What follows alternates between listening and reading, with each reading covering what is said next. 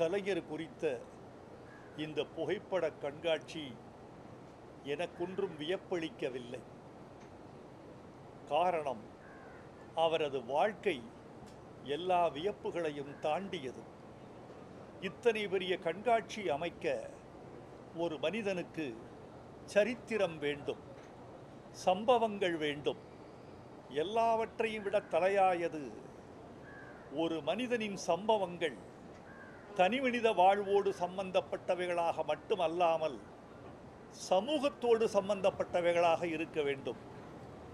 கலைஞருடைய வாழ்வு தொடக்கம் முதல் நிறைவு வரை இதில் சித்தரிக்கப்பட்டிருக்கிறது.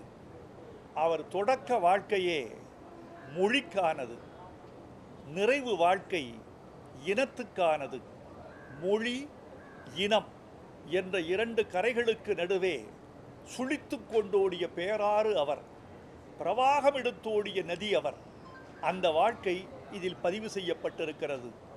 தமிழ்நாட்டின் அரசியல், தமிழ்நாட்டின் போராட்டங்கள், தமிழ்நாட்டின் கல்வி, கட்டமைப்பு, பெண் சீர்திருத்தம் எல்லாவற்றையும் உள்ளடக்கியதோடு மட்டுமல்லாமல் அவர் எத்தனை பெரிய இலக்கியவாதி என்பதற்கான சாட்சிகளும் இந்த கண்காட்சியில் கொட்டி கிடக்கின்றன. இந்த கண்காட்சியை, இந்த படங்களை தொகுத்து வைத்தவர்களை நான் பெரிதும் பாராட்டுகிறேன். கட்டமைத்த அமைச்சர் சேகர் பாபு அவர்கள் நம்முடைய மதிப்புக்குரியவர். அவரை நான் பெரிதும் வாழ்த்துகிறேன்.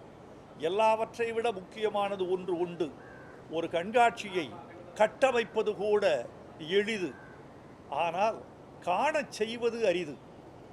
இந்த கண்காட்சியை தலைவர்கள் முதல் தொண்டர்கள் வரை, கலை உலகத்தார் முதல் பத்திரிகையாளர்கள் வரை, குழந்தைகள் முதல் பெரியவர்கள் வரை, பள்ளி மாணவர்கள் முதல் கல்லூரி மாணவர்கள் வரை அத்தனை பேரையும் காணச் செய்த திறம் பாராட்டுக்குரியது. அதுதான் சிறப்புக்குரியது. இந்த கண்காட்சியை விட்டு வெளியே வருகிற போது நான் ஒன்றை நினைத்து கொண்டே வந்தேன். கலைஞரோடு மீண்டும் வாழ்ந்துவிட்டு வருகிறோம்.